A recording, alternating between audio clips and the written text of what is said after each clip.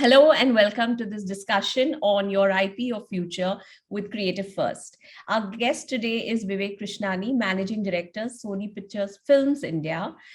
Under Vivek's leadership, the studio relaunched its local production arm in 2018 with Akshay Kumar's SpiderMan and Amitabh Bachchan Rishi Kapoor starrer 102 Not Out.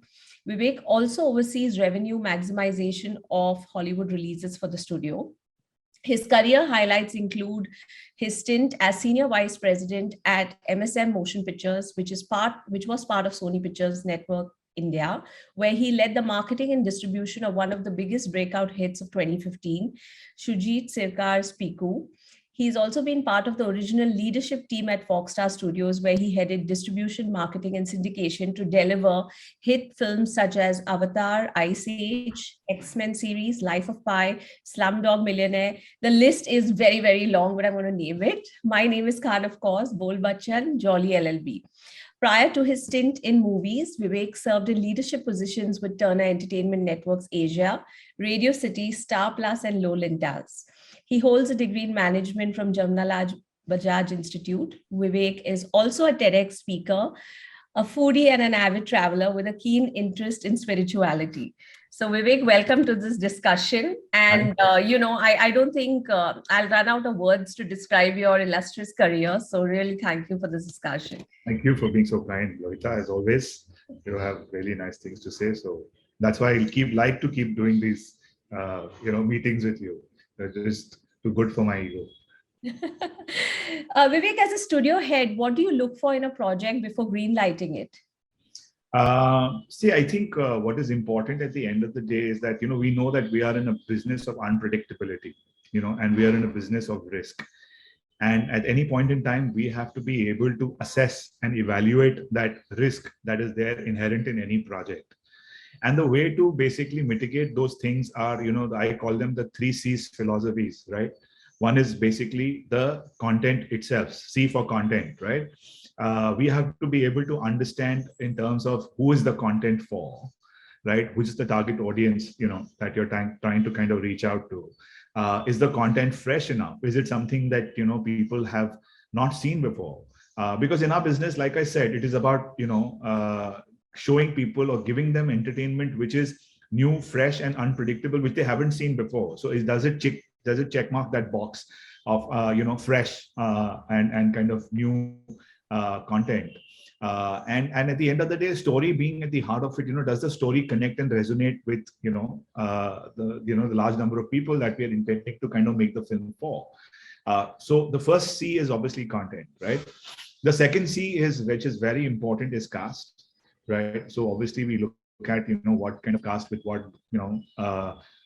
story is the right fit, and at the end of the day, you have to be able to ensure that you're casting correct for the role and, something that resonates well, with audiences. And like we just did Loop Lapeta right now. And, we had Taapsee,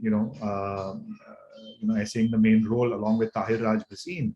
And, obviously we couldn't have thought of a better cast, because, the way Taapsee is used to kind of the versatility that she has shown and the choices that she makes, this film was aptly suited, for her kind of, and the sensibility of the film really came together. So I think the point I'm trying to make is that the choice of cast is very important. And the third important thing is cost, which is the most important.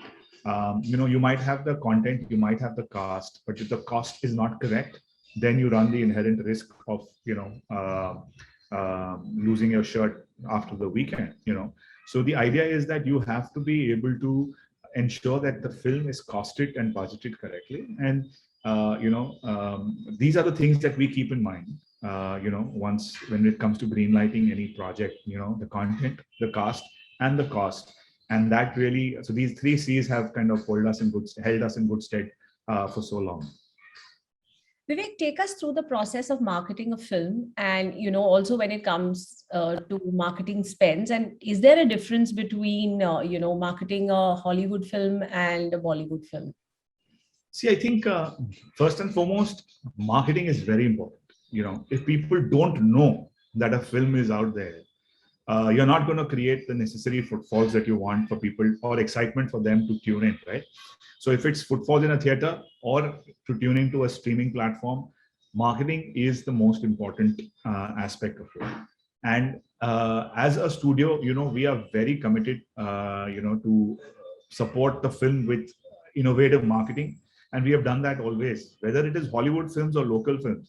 So I don't think you can segregate, the difference in terms of what the marketing difference would be between a Hollywood and a local film. I think at the end of the day, if it's the theatrical audience, you are trying to get people into the theater and you want footfalls to come into the theater. And I think that is the key job of, marketing. The film, the first day, typically the way we kind of divide it is that the first day excitement and the first day footfalls are determined technically by the efforts that marketing activities do, and therefore to that extent being able to ensure that you have enough connect and enough reach with audiences across. So similarly for an OTT platform, the idea is that if your film is airing on an OTT platform, then it is about the excitement that you're creating before the release, so that people are aware about the film. There's chatter, and nowadays obviously digital media plays a very strong role, so you're able to also gauge the mood of the people towards your film. You're able to kind of have listening posts which basically tell you what people are talking about your film. So I think it's important that we listen to audiences and we are very clear in terms of which audience we are going for. That is very important. Marketing can easily fail if you are marketing the wrong content to the wrong audience. And therefore, to be able to understand who is the film targeted to and being able to target directly to that audience and market directly to that audience is key. So when it comes to spends, obviously, it's an important aspect of any film, along with the cost of making the film, the cost of marketing it is equally important, and, needs to be kept in mind with producers, because if you go frugal with that, you run the risk of, having a great content, but not too many takers for it, and then, there is no point in, because a film is, once it's out of your doors, then, it's basically out of your hands into the kind of hands of the audiences. And you have to ensure that maximum audiences are waiting on the other side to receive your film and give it the love it deserves. I have to ask you this because, I know you're a huge supporter of market research, and which is very rare. Right. We don't see every studio doing market research, and especially before the launch of a film or during production. How does it help? I think it really helps, and I think filmmakers are now, opening up to market research and researching films. We have seen that in the past that we are able to assess, the appeal and likability of a film. We are also able to assess comprehension issues. We are able to assess space issues. So marketing does help research does help in a very strong way in being able to get an insight into how audiences are receiving your film, and if there are any minor issues that need correction, we can do that before the release of the film. And we have seen that it typically kind of works, in many cases, because at the end of the day, the people who are going to be receiving your content and buying tickets for your show are the people who are going to give you feedback. And that is what is important from a research perspective, that A, you have the right target audience for research, and B, you are able to take those cues and sift through it to be able to get the necessary insights to make the necessary impact for your release. So I think research does play a very, very crucial role.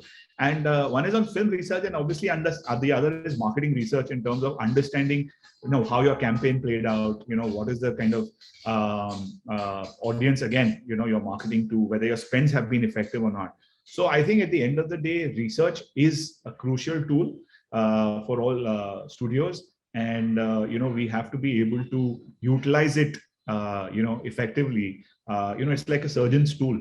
You have to be able to use it to get the necessary impact, So that's our conviction in research, and we really believe in it and we support it wholeheartedly. Vivek, you have worked on worldwide releases of several films, and I would especially highlight My Name is Khan here. And that was probably a pioneering, initiative. What are the elements of a good distribution strategy? See, again, I Maybe think a particular film doesn't need that many countries, but what really nobody ever knew that film will become so popular, and of course now so many films get marketed worldwide. correct. So I think, see, at the end of the day, again, we have to, like I keep saying, we have to understand who the film is targeted for, right? When it was My Name is Khan, at that point in time, My Name is Khan was it had a particular subject which appealed to a certain set of audiences, and therefore you had to be able to ensure that you were able to reach these audiences across the globe. Similarly, with any other local film, when we have, say, for example, a film like a Padman, which we released. Again, it was, a very, specific subject, talking about a necessary issue of, menstrual hygiene. And again, it is a universal issue which, people face across the globe. And therefore, how sensitively are we kind of communicating things? How are we reaching to the target audience globally? Which markets are important for it? And so on and so forth. And not necessarily overseas, it's also within the country, which are the pockets of the country which will receive it, in the right manner that it's supposed to be understood, and so on and so forth. So I think distribution plays a huge role in ensuring that your product and content is available in those markets where you see the potential of the film being able to give you, good results. And, every film, there is no need for every film to go wide. There are few films that, go out with a few, like less than 1,000 screens, and you have seen phenomenal impact coming from just less than 1,000 screens. And then by demand, the number of screens keep increasing. We saw that, on many films, like even on, 102 Not Out. We saw that, we started with, like, say, 800 screens, and then it grew because of the word of mouth. So the fact of the matter here is that you have to be very mindful of who you're targeting the film for, which are the markets. And again, like I said, when I talk about research, it's also about researching numbers and figuring out that which kind of film from which market can give the maximum box office, and be able to target, those markets. So distribution does play a very, very key role. And obviously the biggest challenge that we face as releasing studios is dating. Dating is extremely crucial. If you don't get the right date, your film is obviously, you're obviously struggling to find audience, because if there is other competition on that date, or the environment is not conducive for people to come into the theaters, then it is very important for us to be able to choose the right date. Therefore, dating is very, very critical for us. And as part of distribution strategy, I think dating plays the most important role, because if you have the date and you have the necessary showcasing, it is the film can get its rightful due for people to come in and watch. Also, as a point, and I know we've belabored this many times, is that we are a severely underscreened kind of country. When you look at China, which has about 80,000 screens, and US, which has about close to 65, 70,000 screens, we are at a mere 7,500 screens. So when we are talking about reaching the film from a distribution point of view, we have 7,500 screens. Any big film that basically goes out in about 3,000 to 4,000 screens in India. And we are the maximum number. Like on last count in 2019, there were 1,886 films made in a year. Now you just divide that by 52 weeks, you're looking at 35 films a week on an average. And even if they are not all big films, still, if you look at big films, we're talking of only 52 weekends.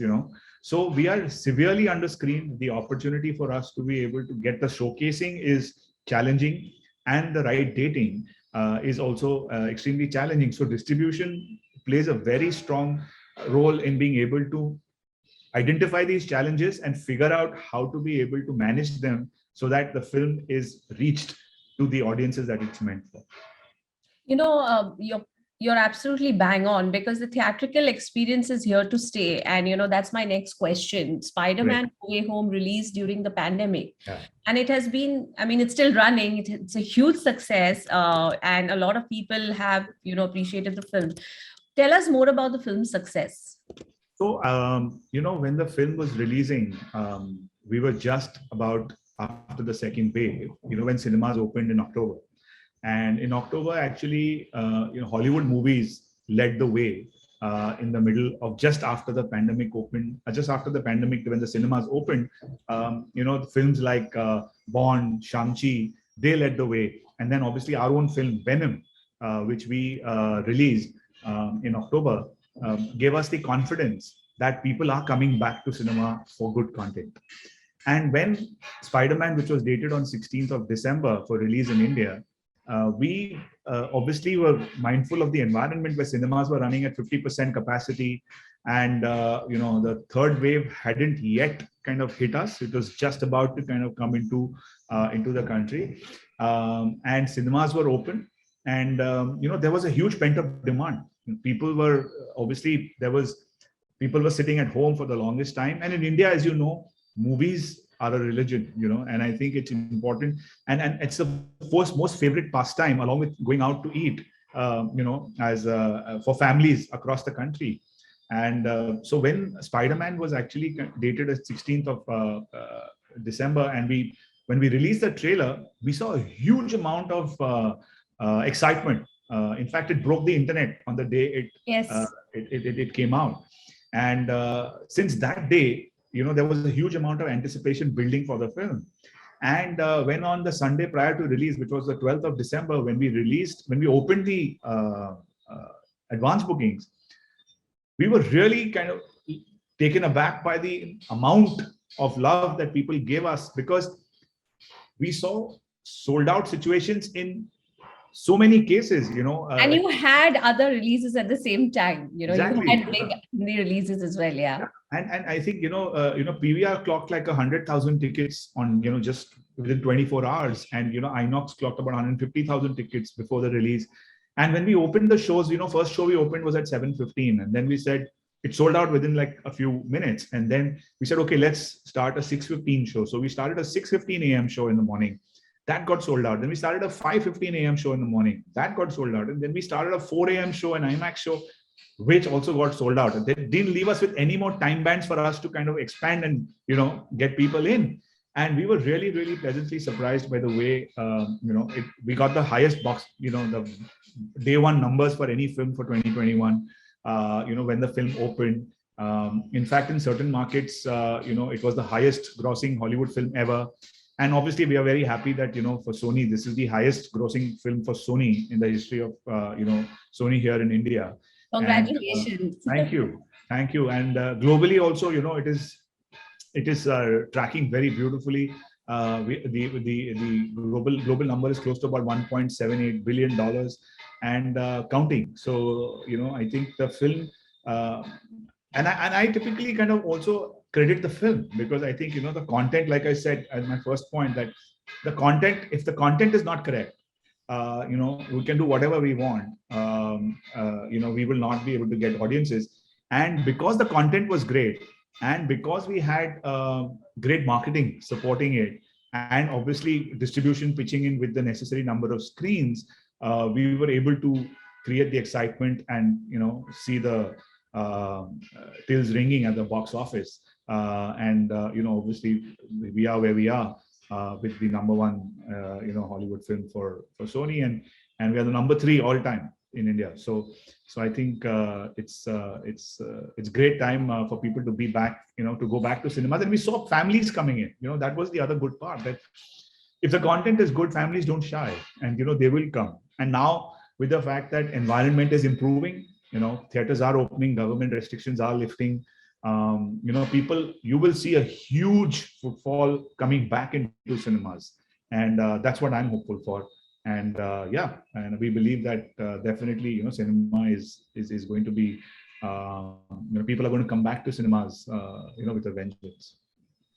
But during the pandemic, Vivek, do you think OTT was kind of a silver lining for the studio? You had a film like Shakuntala Devi releasing directly on, an online curated platform. So, do you think I it was think, a silver lining? And, how do you see that now? We all know that nobody's going to take away the theatrical experience, but it did. That was a new phenomenon that the pandemic created. Movies yeah. directly So online. I think the OTT platform saw a huge surge in viewership, especially in the pandemic, right?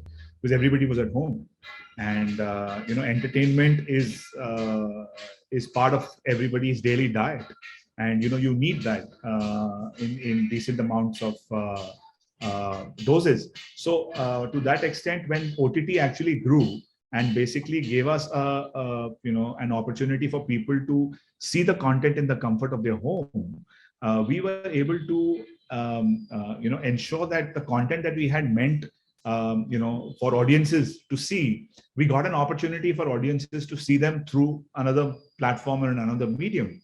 And I think it helps both, because it helps the content owners be able to ensure that their content reaches the audience they're meant for.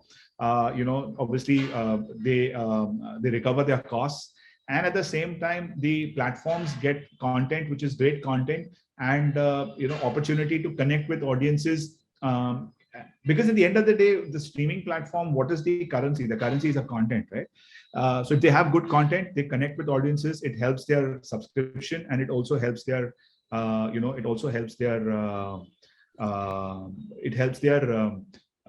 stickiness, so people sustaining for longer. So I think it really did help both parties. Producers were able to put out their content on OTT, recover their costs. Financially, obviously, we understand the costs of making a film are huge, so there are pressures, and therefore to be able to ensure that if your content is reaching the audience, you're more than happy. And then from a studio, from a platform perspective, you're getting great content to be able to attract more subscribers and retain the subscribers that you already have. Right. When it comes to biopics, we are going to come back to intellectual property rights, so that people who are, looking at investing in such movies, they get a little bit of idea how studios are looking at this. Sony obviously has made, biopics like Surma and Shakuntala Devi. We're looking forward to Major, which is coming out in May. What are the few nuances when it comes to biopics, especially when it comes to rights, because it has to do with the person, and sometimes the person is no longer, alive. Yeah. So I think, obviously, when it comes to biopics, we have to be very careful in terms of ensuring that we have the necessary permissions in place, from the person themselves, and or from the family, that we are of the person, in case the person is no longer alive. And therefore, it is important that there's due diligence that's done, very, very, with obviously it has to be done in an extremely conscientious manner, because you have to ensure, because at the end of the day, you're talking about somebody's life and you're portraying somebody's life, and you have to be true and ensure that you have the necessary facts, and obviously you have the ability to put them out in the right manner, so that it doesn't really portray something that's incorrect. So it is extremely, I think biopics are very, very what do you call, challenging subjects, because the amount of focus and due diligence that has to go into it, for whether it is from from a creative perspective, whether it is from a legal perspective, whether it is obviously from research perspective, you have to ensure that you are doing justice to the subject, and you have to also ensure that you're not you take care of privacy issues. You've got to take care of issues which are ensure that there's nothing derogatory being spoken about, and at the same time you have to be true to the person's life in that sense. So you have to ensure that all of these boxes are are checked, and you are you are obviously have the necessary permissions. So it's a very what you call fascinating thing to see when you see lives that inspire, and people and nowadays we are seeing a lot of people getting entertained and getting inspired with stories about people who have great achievements or great stories in their own lives, the kind of journey that they've had, and for people to be able to see that. And I think it is important. um, it is our duty, as content creators, to ensure that we do justice to that, and we ensure that we are being true, and we have the necessary permissions to do that. You have always advocated that copyright should be protected and supported several anti-piracy outreach programs. Tell us why piracy is a serious threat to the business. I can't kind of, you've touched a, very, touched a chord here, because as content creators, we lose a lot of value to people when they watch pirated content, when people watch pirated content. At the end of the day, we are an industry which is employing so many people. We are obviously we've got people from the entire crew, from the spot boy till the actor to the director, including people from transport, people who are in the catering business, people who are financial accountants. We are, employing a lot of people. And when things like piracy happens, it basically erodes that value, coming back to a producer. And to that extent, I think, piracy is a huge issue in being in and it needs to be somewhere. I think there needs to be a moral compass somewhere that people need to be feel that they are doing something wrong. Right now, I think there is a certain oblivion to the fact that when people are watching pirated content, they don't really feel that there is something wrong in watching this, because it's like as easy as pressing a button and being able to access it. So I think when it comes to piracy, obviously, the government is taking, giving us the support, especially, when the MPA and other bodies are doing things, activities in related kind of anti-piracy. There is a lot of support coming in from the government. Obviously, we are, taking the necessary, Gondo orders at that point in time to be able to, block sites which are streaming pirated content. But I think that's as much as we can do from a source perspective. But once audiences also realize that if they are consuming pirated content, you are harming an industry. You are not really helping the industry grow, and you're eroding value. I think audiences who are watching pirated content really need to somewhere realize the damage that it's causing, to the industry. And I think we are slowly getting there. But at the end of the day, it's a challenge globally, not just in India. We're seeing it happen across the globe, and there are efforts being taken to help curb piracy. But I think government is helping us a lot, and we are obviously thankful to the government for their support. But I think there is still a lot more that can be done, especially in terms of creating more awareness amongst audiences about the fact that what they are doing is something that is harming people, and directly impacting the livelihoods of people who are part of this great business. And people, whether they are spot boys or whether they are people who are even driving staff, anybody. I think at the end of the day, when you erode value, it impacts everybody through the value chain.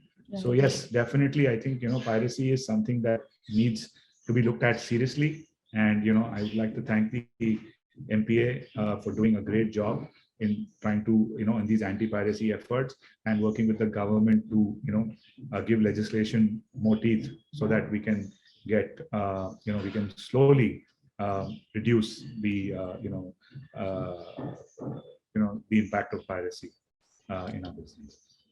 How do you see the film business evolving in the next 5 years? What are the opportunities for growth? I think the film business is poised at a very interesting phase, especially after this after this pandemic. We have seen that theaters are now come back, right? Are coming back, right? And there's going to be a huge demand for great content in the theaters, and we will see that there is a huge uh, um, need for people to come out, of their homes where they have been in for the longest time, and escape into something that provides them an immersive experience.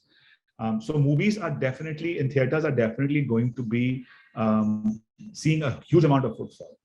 At the same time, we will also see that that people are now getting used to watching content from across the globe, on a screen that is as close to them in their house. And what it has done in the last couple of years, the pandemic has done, is that it has basically exposed audiences to so many different forms of content. Nowadays in India, people are watching Korean content, people are watching Spanish content, people are watching Hindi speaking audiences are watching Telugu, Tamil, Malayalam content, Punjabi, Gujarati, Bengali content. So what I think the OTT platforms have done is they have expanded the palette of audiences when they are consuming content. And therefore what it does is that it also it's great because the audiences are exposed to large amount of content, but it also makes it challenging for a content creator now to work more hard to ensure that they are able to not just compete in their own language, but also compete in languages from India, as well as content in other languages from across the world as well. So as content creators, we have a tough job in being able to figure out what is the next big exciting thing that you can promise audiences, and get them connected to your content that you're putting out. At the end of the day, we are seeing that movies in cinema will see a different textural change in terms of what kind of movies are being made for cinema. We have seen that movies with where there is a large amount of technology used, where there's a VFX, huge VFX backed films, visual spectacles, action, space. These are the films that will have theatricality, and people will want to come to cinemas for this. At the same time, films that have high concept content, but at the same time can connect with audiences and provide that immersive experience, even though they might not be big films, will also draw in people to the theaters. See, again, the difference in experience in the theaters and OTT is that in a theater you're in an immersed environment. You are within that 2 hours. You are part of that plot. So you are connected to the protagonist, and you are living that journey through him. And therefore films that offer that as an opportunity, because on OTT obviously we are seeing that it's an environment which is like people are watching it in breaks. People are watching it, Yes. And therefore so the content that is suited for that consumer behavior will work. Having said that, I think the next 5 years are going to be great for our industry, whether it is from the perspective of content creators, even exhibition. I think, exhibition will see a huge amount of growth in the next, many years. And we're hearing of a lot more screens opening up in the country.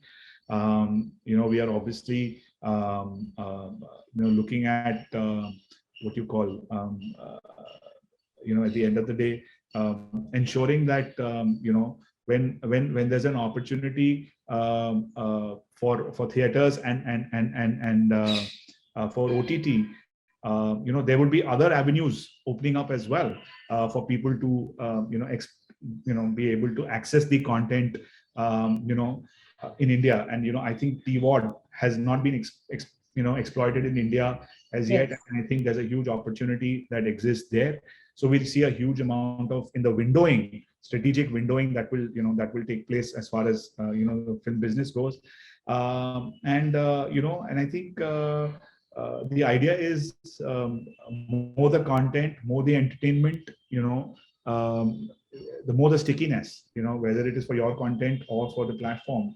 And we will definitely see cinemas and other OTT platforms coexist. We are hopeful that we are obviously we are one of the largest content movie making countries in the world. And with that promise, we are able to hopefully we are able to entertain audiences and ensure that the other important thing for us, I think I must mention here, is it's important for us as content creators now that we are seeing that people are exposed to global content. We also have to be mindful of being able to take our content globally, Yes. and like any content that we create, it has to have global resonance, and we are reaching and talking to and understanding audiences across the globe and creating content for that. And I think Luke Lapeta, the film that we have made, is keeping that sensibility in mind, that besides Indian audiences, we are very sure that it will also attract audiences from different parts of the world. So I think going forward, it's extremely important for us in the next 5 years to build those strategic skill sets, creative skill sets, for us to create content that can travel not only in India but across the globe. Thank you, Vivek. And to conclude, what is your advice to young professionals wanting to venture into the business of media and entertainment? When you say professionals, you want to define, when you say professionals, what do you mean? So, I would think that most people would be in different careers. We are not looking at people who are already, probably studying advertising, or, they're already working in some form of media, because I think their knowledge of the industry would be there because they would be reading. But there are a lot of people from engineering, from other professional backgrounds who don't know about this industry or what a great career it is. And not to mention, I think if you want to be in post-production today, there is a lot of scope for technicians out there, and all the technical schools in the country probably don't know the opportunities that exist. Absolutely. So what would be your advice, because of your illustrious career, what should they keep in mind if they want to explore a career in media and entertainment, and what could be the kind of opportunities for them? So I think like you rightly said, Lohita, the industry is growing quite fast, especially now with OTT. What's it done is that it has um, provided an ecosystem where where content creators, whether it is not just the producer, but also the writer of the film, the cinematographer, the director, the costume designers, the makeup artists, the entire ecosystem has got a shot in its arm. And right now, if I go to kind of hire somebody, there's a waiting limit, there's a time, there's a waiting list, which you have to get onto if you want to kind of work with some of the good, reputed talent. And I think it's sign of good times, because if the industry or the ecosystem has has talent that is busy, there's an opportunity that when obviously as the business is growing, there will be a need for people in these fields, whether it is writers, whether it is costume designers, whether it is makeup, DOPs, and I think when you look at schools like Whistling Woods, they are kind of doing a good job in trying to train people in different facets of filmmaking, because as the business grows, you can now choose what part of the business you want to be in. Like you said, VFX is growing, technology is growing in a big way. When you look at companies that are providing VFX, there's a dearth of talent there. Right now, they are hiring people, in large numbers. So if you're interested as a student to be able to look at technology, and that's your drive, then the industry does have opportunities for people in that space. And similarly, when it comes to the other aspects of filmmaking, because now there is a huge demand for content and the existing people are already busy or tied up, there is an opportunity for people to make their mark, enter this industry, and identify what is the skill that they are good at. Because at the end of the day, it has to be, the advice that I'd like to give is, you have to know what you're good at. and be passionate about it and make the effort, because the industry now is growing and it will provide you the opportunities like never before. So I think it's important, to realize that, we are absolutely open for new people, new talent, new professionals, to come and, we're willing to embrace all this great talent that's out there. But as long as you know what you're good at, and, you're passionate about it, and, with that focus, we are willing to embrace and welcome new talent into our industry. Thank you so much for this discussion today, Vivek, and have a great day. Thank you, Rohita. Thank you. As always, all the best.